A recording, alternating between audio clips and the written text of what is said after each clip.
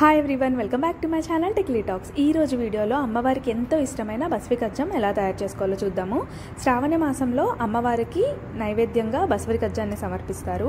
అలానే చాలా ఏరియాస్లో కార్తీక మాసంలో కూడా శివునికి ఈ బస్వి కజ్జాన్ని నైవేద్యంగా సమర్పించుకుంటారు. మరి బస్వ కజ్జాన్ని ఎలా తయారు చేసుకోవాలో చూసేద్దాం రండి. ఫస్ట్ అయితే ఒక బౌల్లో 1/2 కప్ పెసరపప్పుని తీసుకొని ఒక 2 to 3 times బాగా వాష్ చేసుకోవాలి. ఇలా బాగా వాష్ చేసుకున్న తర్వాత తగినంత వాటర్ యాడ్ చేసుకొని ఒక 1/2 an hour పాటు సోక్ చేసుకుందాము. ఇప్పుడు వేరే ఒక బౌల్లో 1/2 కప్ ఆటా ఫ్లోర్, తగినంత సాల్ట్, అలానే ఒక 1 స్పూన్ గీ యాడ్ చేసుకొని తగినంత వాటర్ యాడ్ చేసుకుంటూ చపాతీ డో ఎలా అయితే ప్రిపేర్ చేసుకుంటామో అలా సాఫ్ట్గా ప్రిపేర్ చేసుకుందాము. నార్మల్గా మనకి 1/2 కప్ పెసరపప్పుకి 1/2 కప్ ఆటా ఫ్లోర్ పడుతుంది. ఇలా చూపించే విధంగా సాఫ్ట్గా డో ప్రిపేర్ చేసుకున్న తర్వాత దీన్ని పక్కన పెట్టేసుకొని ఒక బౌల్లోకి ఆటా ఫ్లోర్ తీసుకొని ఇలా స్ప్రెడ్ చేసుకోవాలి. బౌల్ అంతా ఇలా బాగా స్ప్రెడ్ చేసుకున్న తర్వాత దీన్ని పక్కన పెట్టేసుకుందాము. ఇప్పుడు మనం డో ప్రిపేర్ చేసుకున్నాం కదా, దాంట్లో నుంచి చిన్న చిన్న పీసెస్లా తీసుకొని ఇలా బాల్ లాగా చేసుకోవాలి. ఇలా రౌండ్గా చేసుకున్న తర్వాత మధ్యలో జస్ట్ లైట్గా ఇలా ప్రెస్ చేసుకోండి. ఇలా ప్రెస్ చేసుకుంటే మనకి చిన్న చిన్న కుడుముల్లా అవుతాయి. వీటిని డ్రై ఆటా ఫ్లోర్ బౌల్లోకి వేసుకుందాము.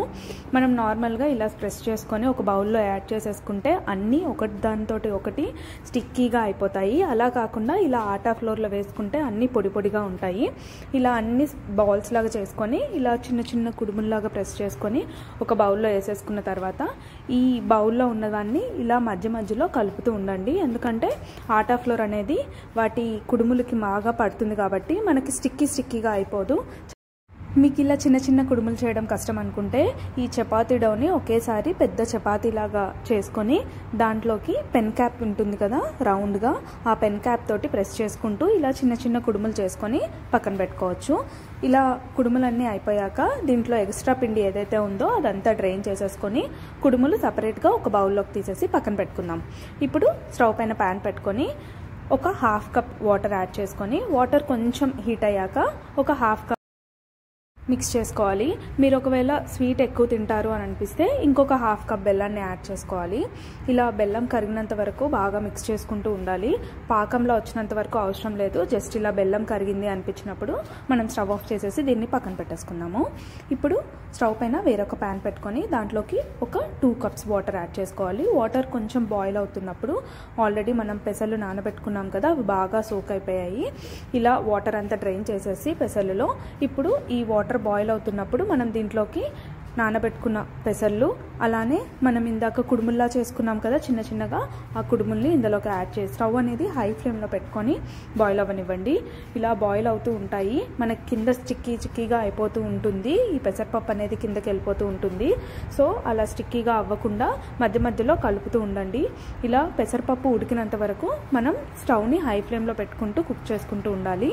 ఈలోపు మనం డ్రై ఫ్రూట్స్ అన్నీ కట్ చేసి పక్కన పెట్టుకుందాము. అలానే బెల్లం చల్లగా అయిపోయి ఉంటుంది కదా, దాన్ని ఒక బౌల్లోకి స్ట్రెయిన్ చేసుకుందాము. ఇలా మనం స్ట్రెయిన్ చేసుకుంటే బెల్లంలో ఏమైనా మట్టి కానీ ఏమైనా ఉంటే అంతా పోతుందనేసి ఇలా అంతా స్ట్రెయిన్ చేసుకున్న తర్వాత ఈ బౌల్ని పక్కన పెట్టుకుందాం. మనం ఈలోపు కన్సిస్టెన్సీ అనేది చెక్ చేసుకుంటూ కలుపుకుంటూ ఉండాలి. ఎప్పుడైతే ఇలా మనకి కొంచెం వాటర్ ఉన్నాయి అనిపించినప్పుడు మనం దీంట్లో స్ట్రెయిన్ చేసుకున్న బెల్లాన్ని యాడ్ చేసుకొని ఒకసారి బాగా మిక్స్ చేసుకోవాలి. ఇలా కొంచెం వాటర్ ఉన్నప్పుడే యాడ్ చేసి మిక్స్ చేసుకోండి. ఎందుకంటే ఇలా ఉన్నప్పుడు యాడ్ చేసుకుంటేనే మనకి కుడుముల్లోకి బెల్లం అనేది వెళ్తుంది. మొత్తం స్వీట్గా అనిపిస్తుంది మనకి, లేకపోతే కుడుములంతా కొంచెం టేస్ట్ లేకుండా ఉంటాయన్నమాట. ఇలా కొంచెం థిక్గా అవుతున్నప్పుడు స్టవ్ పైన వేరొక ప్యాన్ పెట్టుకొని దాంట్లో 1 స్పూన్ గీ యాడ్ చేసుకొని కొంచెం వేడెక్కాక డ్రై ఫ్రూట్స్ అన్నిటిని ఫ్రై చేసుకుందాము. నేనైతే కాజూసు, బాదాం, కిస్మిస్ని యాడ్ చేసుకొని ఫ్రై చేసుకుంటున్నాను. మీకు ఒకవేళ పచ్చి కొబ్బరి కానీ ఎండు కొబ్బరి కానీ యాడ్ చేసుకోవాలనిపిస్తే అవి కూడా చిన్న చిన్న పీసెస్లా కట్ చేసుకొని యాడ్ చేసుకొని ఇలా ఫ్రై చేసుకోవచ్చు. ఇలా కొంచెం కలర్ చేంజ్ అయినప్పుడు స్టవ్ ఆఫ్ చేసేసి మనం ఈ డ్రై ఫ్రూట్స్ అన్నీ దీంట్లో యాడ్ చేసుకొని బాగా చేసుకోవాలి. ఇలా బాగా మిక్స్ చేసుకున్నాక కొంచెం వాటరీగా ఉన్నప్పుడే స్టవ్ ఆఫ్ చేసేద్దాము. ఎందుకంటే చల్లబడితే కొంచెం థిక్గా అవుతుంది. అంతేనండి, అమ్మవారికి ఎంతో ఇష్టమైన బస్వి కజ్జం రెడీ అయిపోయింది. మీకు ఈ వీడియో నచ్చినట్టయితే లైక్ చేయండి, షేర్ చేయండి. ఇంకా ఇంట్రెస్టింగ్ వీడియోస్ కోసం please do subscribe to my channel. Thank you for watching.